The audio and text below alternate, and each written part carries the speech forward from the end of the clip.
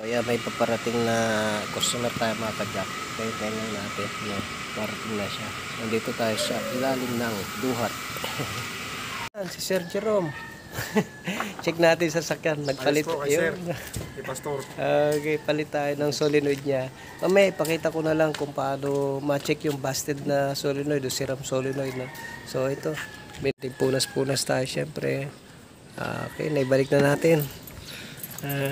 Naayos na yung inalis natin, linis, tapos palit tayo ng solenoid.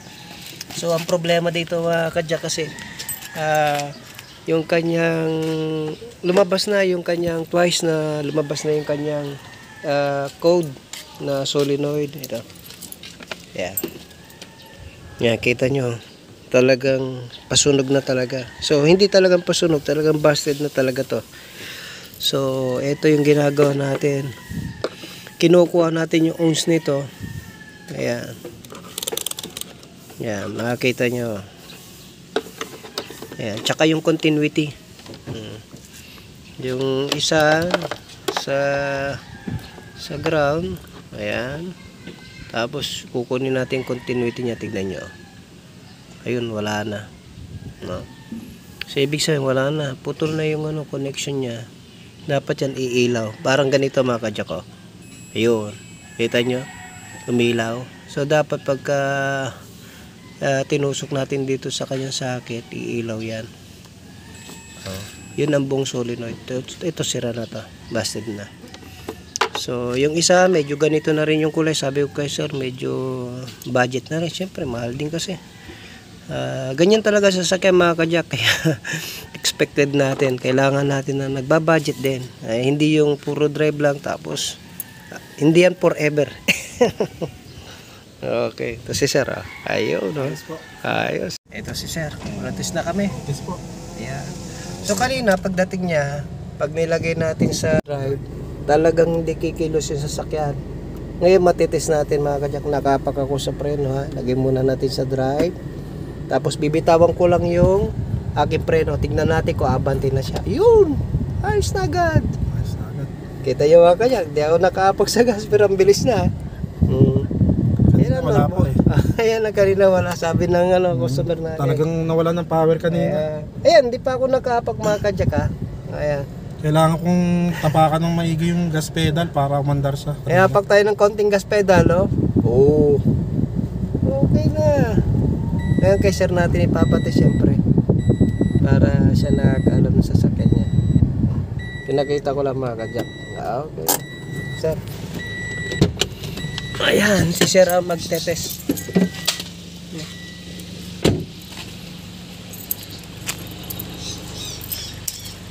So, yung iba, kung ano-ano pa sasabihin sa atin, syempre. Pero, yan lang problema niya, kadyak. Matagal na natin ginagawa ito, mga kadyak, ha. Nakita natin, magtetest siya. Ayan. Ito po yung problema ko kapag ano kanina eh. Pag galing sa ibang ship, pag dinrive mo, tapos ang power. Ito meron na. Okay na yan. Bumalik na po sa dati. Lalo na pagpaahon po, hindi talaga siya umaakyat. May paon doon sir, titignan natin, bibitinin natin ha. Meron dyan tayong pagtetestingan din eh. Yan, ganda na. Hindi mo kailangan na sobra. Tsaka lalakas yung gas niyan mga kadyak no. Ang tendency niyan, diretso lang sir.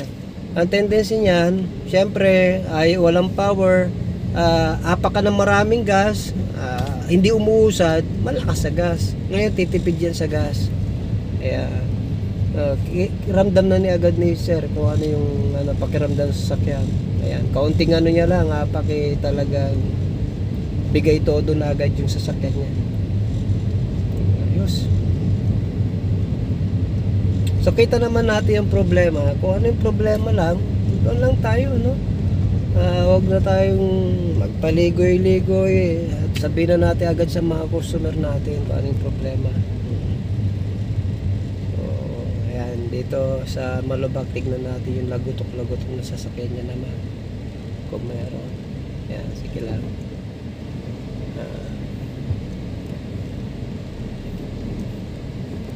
Okay, wala naman. Matagtag lang ng konti. Sige, diretso lang. Ayan. Ramdam mo na yan siya. Kaliwa tayo dyan. Ito, Kaliwa. ito yung problema ko kanina, ano, basta galing sa full stop. Tapos pagkali sa bulsa. Stop. Neutral ka. Pag dinrive mo, hindi siya aandar. Ito. Umaandar ng kusa. Aandar ng kusa. Power na ulit.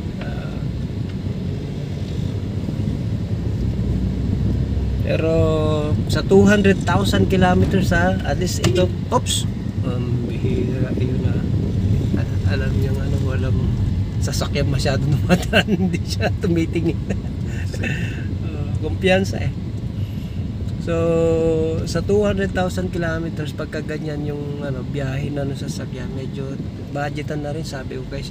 Pagka darating ang araw mag-slide na yung mga clutch naman.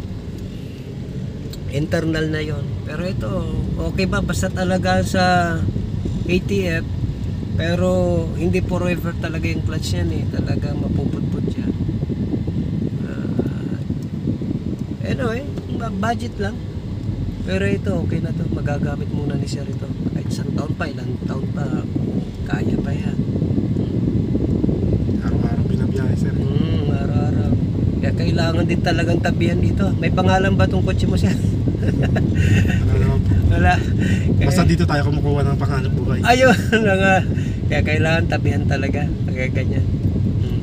Oops, di natingin. Kanan tayo. Tawin mo dyan. Sige lang, hataw mo lang. Banta ka rito ang konti. Kasi may mga kanto eh. Bilisan mo lang. Sige, walang hams yan. Sige pa. Sige. Yaw. Sarap na yan. Suabe. Ayos. Ayos na? Balik na tayo. Balik na tayo sa best. Okay. Ramdam mo na yung lakas. Unlike nung may problema ako, hindi mo maihataw. Okay. Lalo na kapag naka full stop ako. Kaya may hams dyan doon bata. Dulo pa. Diretso pa. Ayan, hirap ka yan sa paahon talaga. Diyan may hams yan. Oops. Yeah.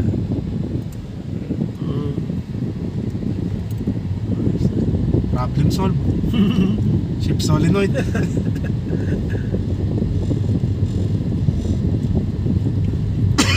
Hindi naman kailangan ibaba ang valve body, hindi kailangan ibaba ang transmission pagka doon nga po ako kinakabahan. Valve body daw unang sa akin, diagnose. Walang problema sa valve body, pwede naman ibabayan, linisan, pero pwede naman dukutin eh. Yung solenoid di naman may mga solenoid mga kajak na hindi pwedeng dukutin halimbawa yung mga ship shock, may mga ibang mga solenoid na hindi, pag lumabas sa code, kanan tayo dyan. May mga solenoid na hindi talaga madukot, need talaga ibaba yung valve body. Pero kung madudukot na yung solenoid at nasa buka na lang wag na natin ibaba. Yun lang ang problema niyan, wala namang iba. Mga kajak, okay na yung sasakyan ni Sir Jerome at nagpapasalamat siya. Marami na tayo nagawa niya mga kajak, kaya medyo pamilyar na tayo dyan sa solenoid na yan na bumibigay sa BIO. So anytime pagka meron kayong nabasa na ship solenoid, pwede nyo akong kontakin, mabigyan ko kayo ng advice. Meron tayong mga customer na pinapadala din natin yung ship solenoid kasi mga taga-probinsya, yung mga followers natin. Salamat sa mga followers natin sa mga taga-Cebu. Meron tayo dyan, taga Cebu, taga Nueva Ecija. Salamat sa inyo at nakapagpadala tayo ng mga solenoid doon. So anyway, God bless mga kajak at hanggang sa muli at pagpalain tayo ng Panginoon.